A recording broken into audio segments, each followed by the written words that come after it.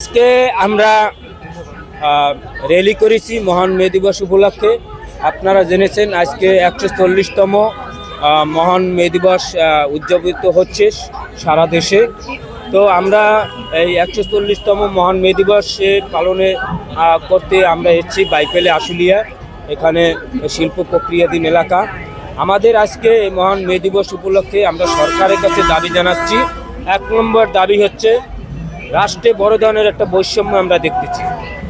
সরকারি কর্মচারীরা তারা যদি 6 মাসের মাতৃত্বকালীন ছুটির টাকা যদি তারা পায়, তাহলে এই রাষ্ট্রের শ্রমিকরা আমদানি রপ্তানিকারক শ্রমিক এই বিশ্বের কাছে বাংলাদেশটাকে উজ্জ্বল করেছে, নাম করেছে। তাহলে এই শ্রমিকরা কেন 4 মাসের মাতৃত্বকালীন সুবিধার টাকাটা পাবে? অতএব শ্রমিকদের, নারী শ্রমিকদের মাতৃত্বকালীন ছুটির টাকা মিনিমাম 6 মাস করতে হবে। আরেকটি বিষয় আমরা দেখেছি, গত 2 বছরে সাভার, আশুলিয়া এবং গাজীপুর সহ সারা বাংলাদেশ থেকে প্রায় লক্ষাধিক শ্রমিক বেকারত্ব লাভ করেছে।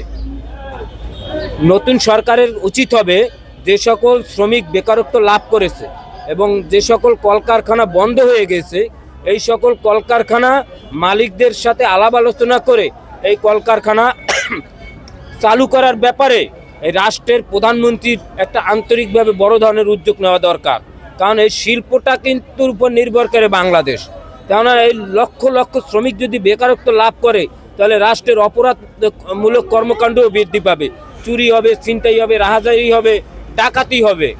অতএব এই রাষ্ট্রের কলকারখানা আরও সচল হোক, আরও কর্মবৃদ্ধিটা পাক, কলকারখানা চালু হোক, এই ব্যাপারে সরকারের জোরালোভাবে উদ্যোগ নেওয়া দরকার।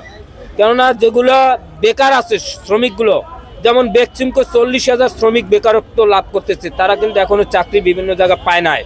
বার্ডস গ্রুপ, ডার্ট গ্রুপ, সিজেল, এরকম অসংখ্য কলকারখানা, ডরিন অ্যাপারেল সহ বিভিন্ন কলকারখানার শ্রমিক, লক্ষাধিক শ্রমিক কিন্তু বেকার। এই সকল কলকারখানার মালিকদেরকে, তাদেরকে সরকারের সার্বিকভাবে সহযোগিতা করে এই কলকারখানা চালু করলে, তাহলে এই রাষ্ট্রে যদি নতুন করে বায়ার আসে, এখানে কিন্তু যে কতগুলো বেকারত্ব আছে এবং নতুন যারা কর্মসংস্থান পাবে কলকারখানায়, তারাও কিন্তু কাজে যোগদান করতে পারবে। তাহলে রাষ্ট্রে কিন্তু বেকারত্ব কিন্তু থাকবে না, কর্মবৃদ্ধি হবে এবং অর্থনৈতিক চালিকা শক্তিটাও বৃদ্ধি পাবে। তাহলে এই দেশে কিন্তু অর্থনৈতিক কোনো সংকট থাকবে বলে আমাদের মনে হয় না। আরেকটা বিষয় বলি, সরকারের কাছে